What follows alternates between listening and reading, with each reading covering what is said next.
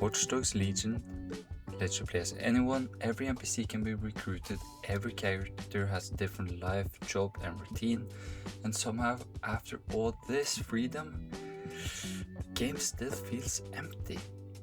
This isn't a video about Watch Dogs Legion being bad, it's about why a game with so many ideas ended up feeling like it has.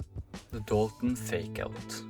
Before Watch Dogs Legion becomes a game about everyone, it briefly pretends to be a game about someone.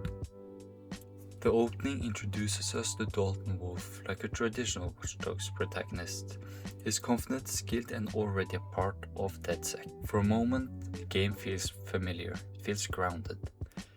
And then Dalton is killed. He dies during the Westminster bombing and the story moves on without him.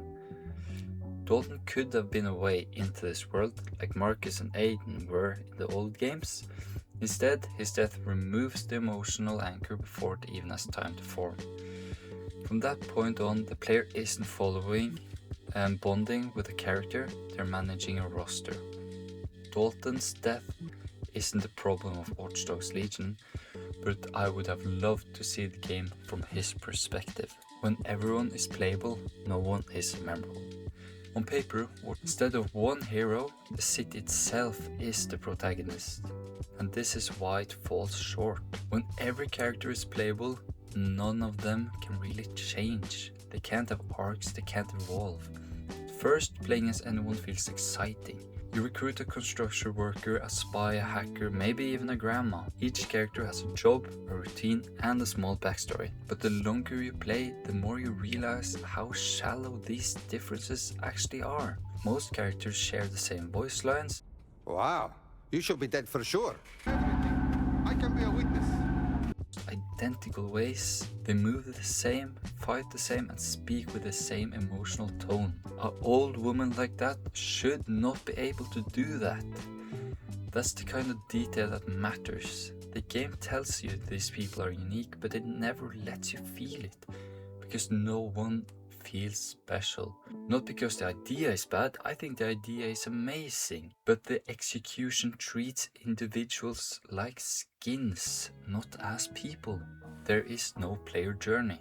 In the earlier Watch Dogs games, you follow a specific person. Aiden Pierce had a clear motivation, a past and a direction. Marcus Holloway had a personality, relationships, but from competing powers, all fighting for control. The gangs don't just exist as enemies, and I wish the game explored it a little bit more.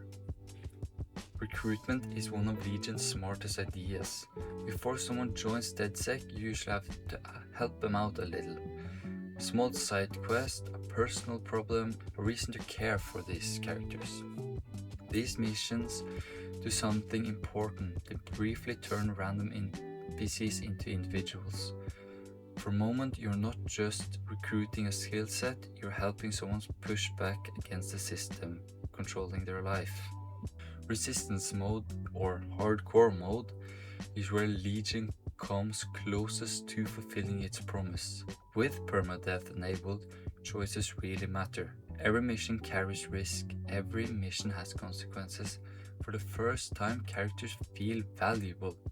Not because the story tells you they are, but because losing them hurts your progress. Resistance mode doesn't fix all of Legion's core problems, but I personally think it's a must-have to play with.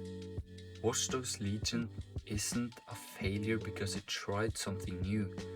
It's a failure because it didn't follow through. And maybe the real tragedy is not the game is empty, but it shows us what really could have been.